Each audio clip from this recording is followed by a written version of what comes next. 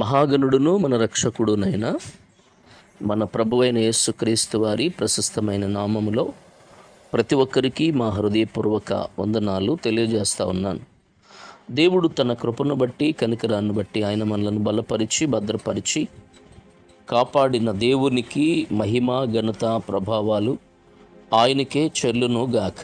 ప్రియులరా, ఈ ప్రతిదినము దేవుని వాక్యాన్ని వినడానికి, దేవుడు ప్రకటించడానికి మాకు అనుగ్రహించిన కృపను బట్టి ఆయనకి మాత్రమే మహిమ కలుగునుగాక. దేవుని వాక్యంలో నుండి కొన్ని మాటలు మనం ధ్యానం చేద్దాం. పరిశుద్ధ గ్రంథంలో నుండి 2వ తిమోతి పత్రిక 3వ అధ్యాయము 1వ వచనం నుండి కొన్ని వచనాలు మనం ధ్యానం చేద్దాం. అంత్యదినములలో అపాయకరమైన కాలములు వచ్చునని తెలుసుకున్నాము.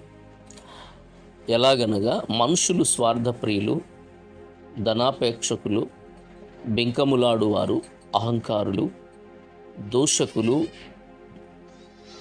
తల్లిదండ్రులకు అవిధేయులు, కృతజ్ఞత లేనివారు, అపవిత్రులు, అనురాగరహితులు, అతిద్వేషులు, అపవాదకులు, అజితేంద్రియులు, క్రూరులు, సజ్జన ద్వేషులు, ద్రోహులు, మూర్ఖులు, గర్వాంధులు, దేవుని కంటే సుఖానుభవము నెక్కువగా ప్రేమించువారు, పైకి భక్తి గలవారై ఉండియు దాని శక్తిని ఆశ్రయించని వారినై ఎందురు.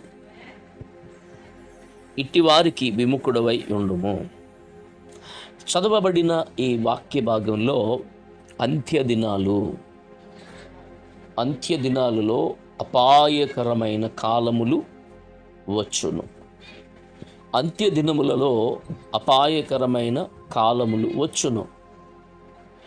ప్రియులారా, మనం ఆలోచన చేస్తే దేవుడు ఏం చెబుతున్నాడు అనంటే ఇవి భయంకరమైన దినాలు. అందుకే యూదా పత్రికలో 17వ వచనంలో, అయితే ప్రియులారా, అంత్యకాలమునందు తమ భక్తిహీనమైన దురాశల చెప్పున నడుచు పరిహాసకులుందురని. చూడండి, అంత్యకాలమందు తమ భక్తిహీనమైన దురాశల చెప్పున నడుచుకును పరిహాసకులుందురని అని మాట్లాడుతున్నాడు. మనం గమనిస్తే గనుక ఇవి ఏ దినాలు అనంటే అంత్యదినాలు. ఎలాంటి కాలము అనంటే అపాయకరమైన కాలం. ప్రియులారా, ఈ అంత్య దినాలలో మనుష్యులు ఎలా ఉంటారో దేవుడు రాయించి పెట్టాడు. అంత్య దినాలు ఎక్కడ చూద్దామన్నా గొడవలు, అల్లరి, యుద్ధాలు. ప్రియులారా, జనం మీదకి జనం లేవడం. చూడండి, మతాలకి గొడవలు, మతున్మాద శక్తులు లేవడం. ప్రియులారా, భయంకరమైనటువంటి రెచ్చగొట్టే పరిస్థితులు, మతాలను రెచ్చగొట్టి భయంకరంగా చేస్తున్నటువంటి స్థితిని మనం చూస్తున్నాం. అందుకే దేవుడు అంటున్నాడు, ఇవి అంత్యదినాలు, ఇవి అపాయకరమైన కాలములు అని మాట్లాడుతున్నాడు. ఈ అంత్యదినాలలో అపాయకరమైన కాలములు వచ్చునని తెలుసుకున్నాము అని అంటున్నాడు. అంటే ఆల్రెడీ వచ్చేసినవి, ఆల్రెడీ జరుగుతున్నాయి. చూడండి, దేవుని పిల్లలుగా ఈ భయంకరమైనటువంటి దినాలలో మనం ఎలా ఉండాలో దేవుడు మాట్లాడుతున్నాడు. ఎలా ఉండకూడదో కూడా దేవుడు చెబుతా ఉన్నాడు. ఈ అంత్య దినాలలో మనుషులు మనస్తత్వాలు ఎలా ఉంటాయి, మనుషుల పరిస్థితి ఎలా ఉంటుంది, మనుషుల వైఖరి ఎలా ఉంటుంది, ఇవన్నీ దేవుడు మాట్లాడుతూ ఉన్నాడు. చూడండి, దేవుని వాక్యంలో మనం గమనిస్తే ఈ అంత్య దినాలలో మనుషుల మనస్తత్వం ఎలా ఉందో దేవుడు రాయించి పెట్టాడు. ఎలాగనగా, 1, మనుషులు స్వార్థప్రియులు. స్వార్థం ఎక్కడ చూద్దామన్నా ఇది స్వార్థం ఎక్కువైపోయింది. స్వార్థం, ఎదుటి వాళ్ళు బాగుపడితే తట్టుకోలేని పరిస్థితి. ఎదుటి వాళ్ళు బాగుపడుతూ ఉంటే ఎలాగైనా వాళ్ళని తొక్కేయాలని, ఎదుటి వాళ్ళు మంచిగా క్షేమంగా దీవించబడుతూ ఉంటే వాళ్ళను చూసి నీ కళ్ళు తట్టుకోలేవు. కాబట్టి స్వార్థము ఎందుకోనంటే అక్రమము విస్తరించినందున అనేకుల్లో ఉండవలసిన ప్రేమ చల్లారిపోయి ఈ స్వార్థం ఎక్కువైపోయింది. స్వార్థ ప్రియులు, స్వార్థముతో నిండిన వాళ్ళు, స్వార్థముతో జీవిస్తున్న వాళ్ళు. కాబట్టి స్వార్థ ప్రియులు. 2, ధనాపేక్షకులు. ధనాపేక్ష అంటే దేవుడు అంటాడు కదా, ధనాపేక్ష సమస్త కీడులకు మూలము అని దేవుడు అంటాడు. అంటే ధనం ఉండగొద్దు అని కాదు, ధనం ఉండాలి. ధనం గురించినటువంటి పేక్ష అనేది ఆశ, ధనం కొరకు అడ్డదారులు తొక్కడం, ధనం కొరకు నిష్ఠానుసారంగా జీవించడం అనేది నీ జీవితంలో ఉండకూడదు అని దేవుడు అంటాడు. ధనాపేక్షకు. 2వది బింకములాడేవారు, బొంకేటటువంటి వాళ్ళు, అబద్ధాలాడేవాళ్ళు లోకంలో కనపడతా ఉన్నారు. కాబట్టి ఈ రోజున అబద్ధాలు ఎక్కువ నమ్ముతున్నారు ప్రజలు. నిజాల కంటే అబద్ధాలకే ఎక్కువ ప్రాధాన్యతనిస్తున్నారు, అబద్ధాలకే ఎక్కువ మక్కువ చూపుతూ ఉన్నారు. చూడండి, ఏదైనా మంచి పని చేస్తాము, మంచి కార్యం జరుగుతుంది అని అంటే అది నమ్మడం లేదు. అది చెయ్యకపోయినా అబద్ధాలు ఆడితే కనుక అబద్ధాలని ప్రజలు నమ్మేస్తారు, ఆ అబద్ధాలని ప్రజలు చక్కగా పాటిస్తారు. ఈ రోజున ఆలోచన చేస్తే బింకములాడేవారు, అబద్ధాలు బుంకేవాళ్ళు, ఒక మాట అన్న తర్వాత నేను అన్నానా అని మాట్లాడేవాళ్ళు, బింకములాడేవారు. తర్వాత అహంకారం. దేవుని వాక్యం ఏం చెప్తుందో తెలుసా? అహంకారమైన మనసు, ప్రియులరా, లోబడిని మనసు, లోబడిని జీవితాలు, లోబడినటువంటి పరిస్థితులు.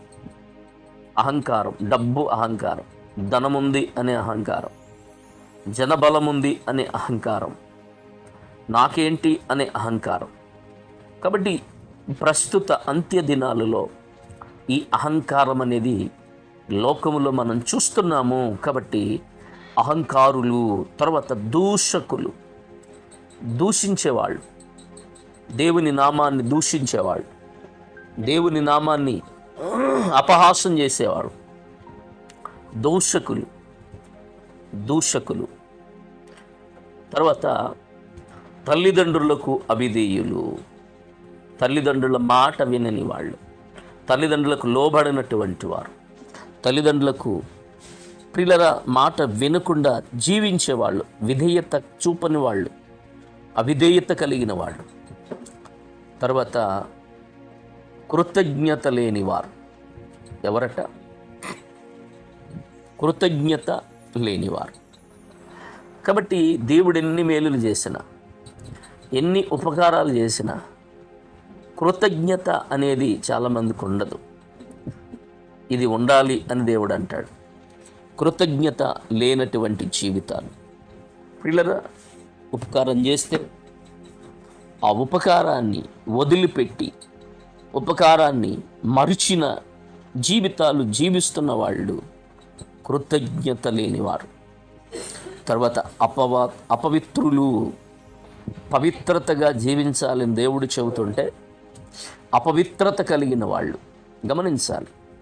తర్వాత అనురాగరహితులు.